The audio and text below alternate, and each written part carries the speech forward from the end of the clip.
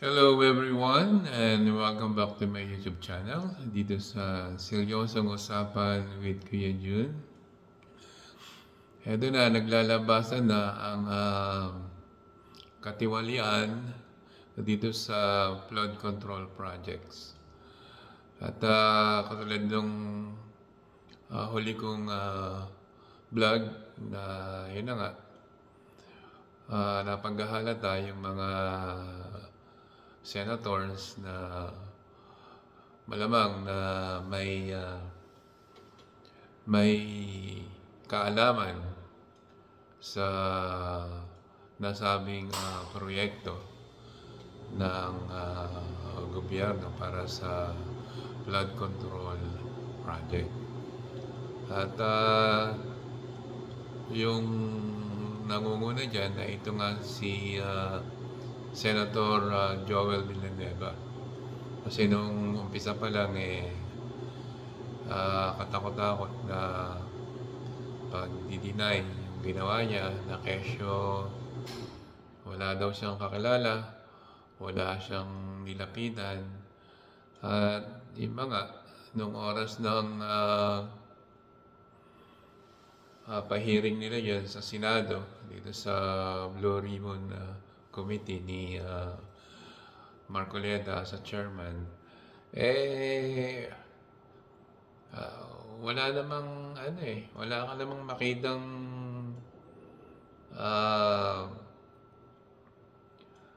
kumbaga wala akong makitang sustansya na diyan sa ginagawa nilang pag-iimbestiga niyan sa Senado parang naglolokohan lang or parang niloloko lang nila yung tao. Katulad dito kay Villanueva, panay ang pabida niya sa hearing na yan. At ang dami-dami niyang pinapakita na kesyo siya pa raw yung nangunguna na patungkol dyan sa sa proyekto ng flood control project. At yun nga, sabi niya, wala daw siyang kilala, wala siyang alam, o wala siyang nilapitan. Kundi ba namang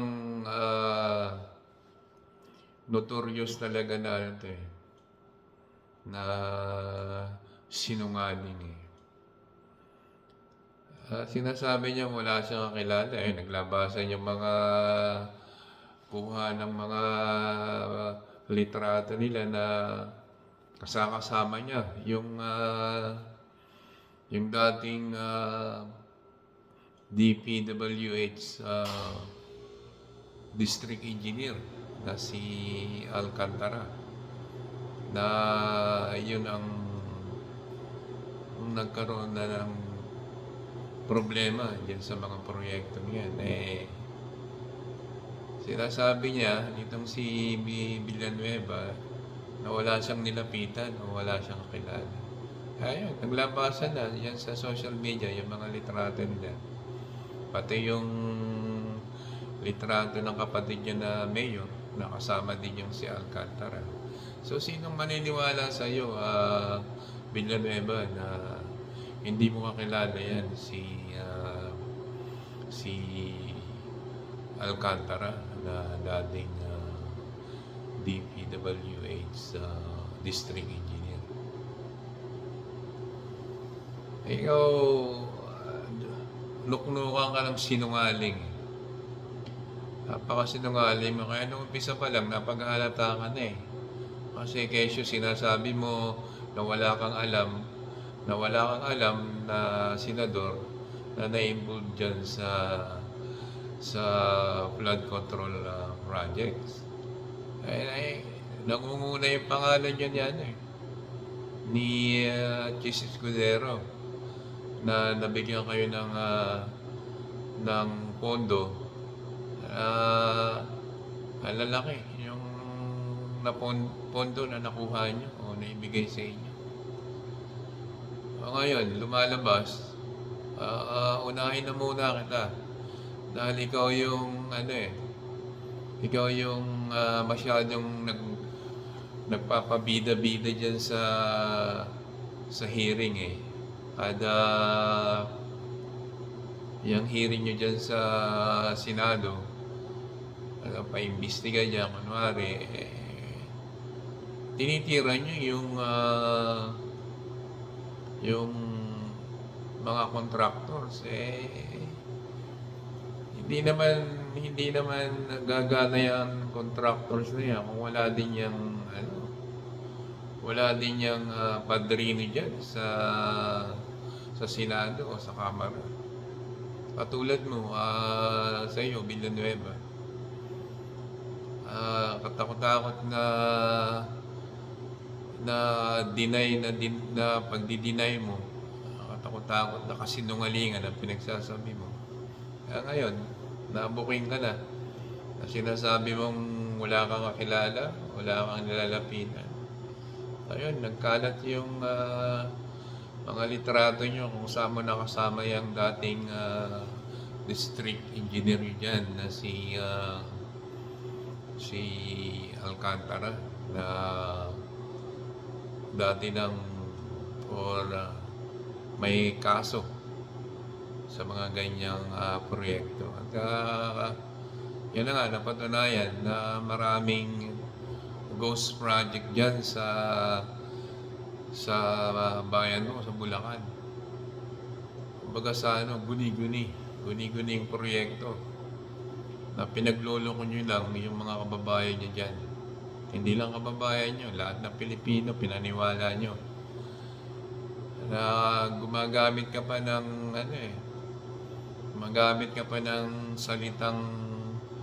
salita ng Panginoon.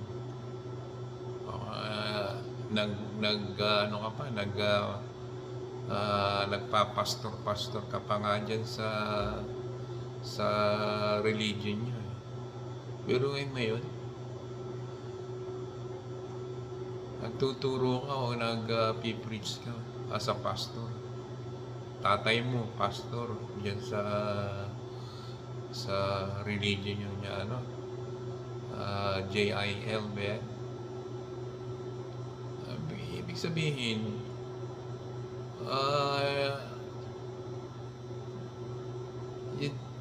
lumalabas na sa pagsisinungaling mo na yan, malamang, puro kasinungalingan din siguro, malamang itinuturo nyo dyan sa para maloko nyo lang yung mga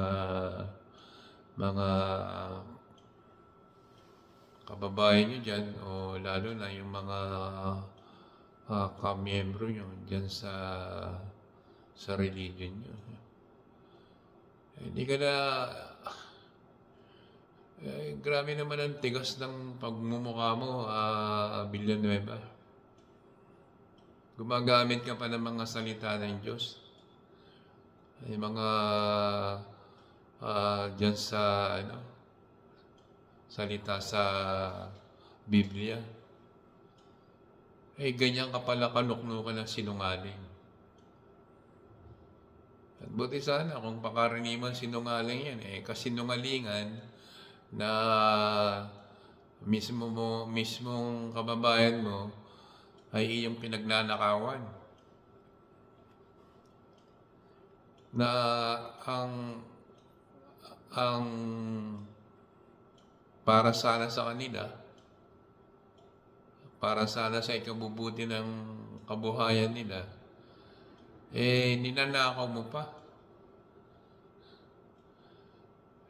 Nasisikmura mo yan, tapos sasabihin mong magamit ka pa ng salita ng Panginoon na sinasabi mo pa na God is my witness. Hindi ka na kinilabutan, Villanueva. Tapos ngayon, kung todo, ka pa rin, kung todo deny ka, kung sino-sinong tinuturo nyo itong DPWH. Siyempre makakagalaw ba yan kung hindi dahil sa inyo na politiko na nakakasakop dyan sa area yan. Siyempre, kasama kayo dyan. Katulad yan, Napakalaki pala yung naibigay ng pondo dyan sa Bulacan. Biruin mo yun. 12 billion. 12 billion plus. Saan napapunta yun? Chinap-chap nyo ng chinap-chap. Kung totoo yung sinasabi ni Ping Lacson na ang pwedeng maging kahati o parte ng politiko dyan sa mga ganyang proyekto ay 20 to 25%. Ang laki nun. Kung dyan sa allocation mo na 12 point something billion, bilyonaryo ka na, milyoneba.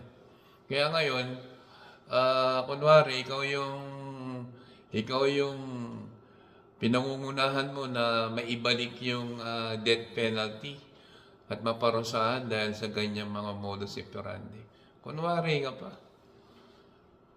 Yun, ipapanukala mo ngayon yan, o ipipilit mo ibalik yung death penalty, kasi nga, marami ka nang nakurakot. Kumbaga.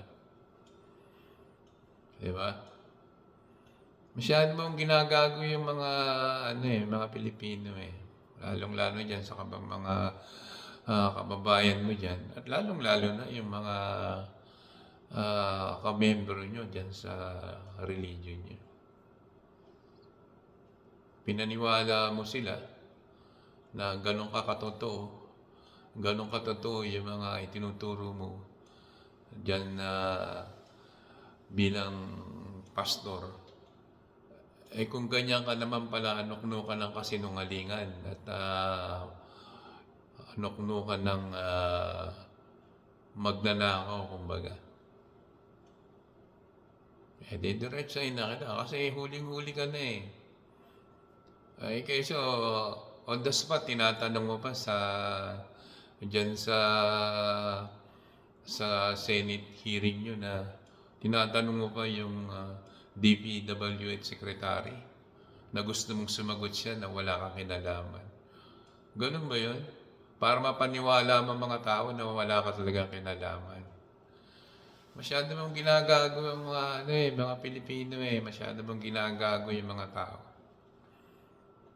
Lalong-lalo na yung mga kababayan dyan na matagal mong ginagago dahil sa kasinungalingan. Diba? As kunwari, ikaw pa yung papanukala ngayon, ibalik yung death penalty. So, marami ka nang nakurakot katulad yan, mayor ng kapatid mo, yung tatay mo, isa ring congressman. So, wala na, kawawa lang yun, mga kababayan nyo dyan. At katulad yan, patuloy na binabaha dyan sa lugar nyo, sa Bulacan. At lumalabas pa nga na marami palang ghost project dyan sa lugar ninyo. So, ano ngayon masasabi mo, Senator Villanueva? Malinis ka pa. Kitang-kita na yung mga galawan mo, tsaka yung mga kasinungalingan mo. Tsaka nung una pa talagang denied to the max yung mga galawan mo Tapos ngayon, kunwari, may pinapakita kang mga video dyan, nakuha dyan sa lugar nyo. Anong gusto mo mangyari? Paniwalaan ka namin? O paniwalaan ka ng mga kababayan mo dyan? Matagal mo na silang niloloko, Villanueva. Kaya kayo, mga politiko na gahaman sa kapangyarihan at gahaman sa pera, sana tamaan kayo ng kidlat. Mga kayo,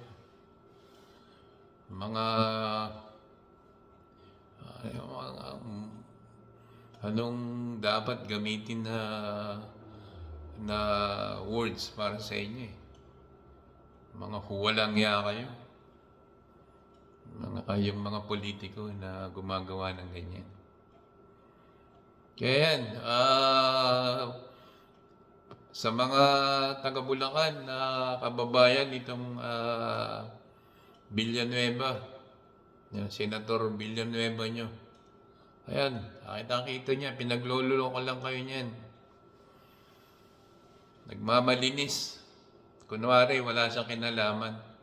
Wala siyang kakilala. Ayan, no?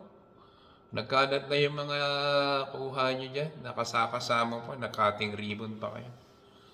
Kunwari, tapos na yung proyekto. Ayun pala, picture-picture lang.